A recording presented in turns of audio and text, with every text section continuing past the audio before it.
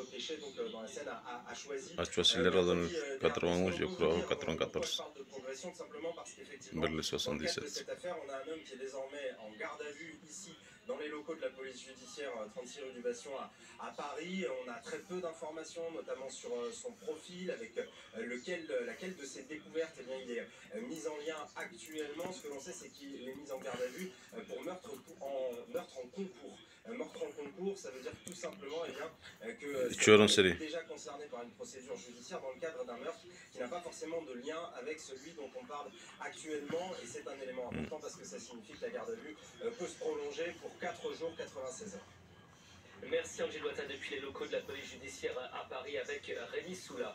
Nous sommes en direct avec Jacques-Charles Fonbonne. Un temps, il est même assez difficile de faire la différence de sexe entre un homme et une femme.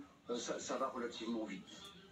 Je reviens simplement sur cette garde à vue, c'est la dernière information dont on dispose. Comment est-ce qu'elle va se passer selon vous? Que vont chercher à savoir les enquêteurs?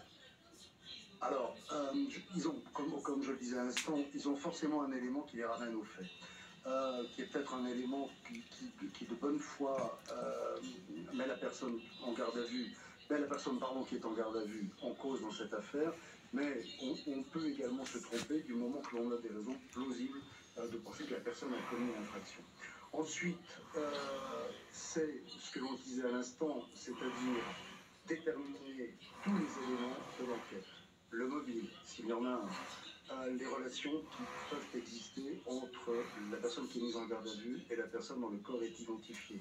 Ensuite, éventuellement, obtenir de cette personne des éléments objectifs qui pourraient être corroborés par les constatations.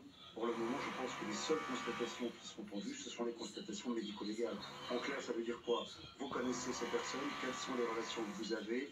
Vous nous avez dit qu'il y a un moment où vous ne les connaissiez pas, mais lorsque l'on fait par exemple l'exploitation de votre téléphone, on se rend compte que vous avez été en contact avec celui de la victime qui a été identifié. Donnez-nous un mode opératoire, décrivez-nous la façon dont ça s'est passé, et ensuite on compare avec les éléments objectifs que l'on a dans le dossier. Merci.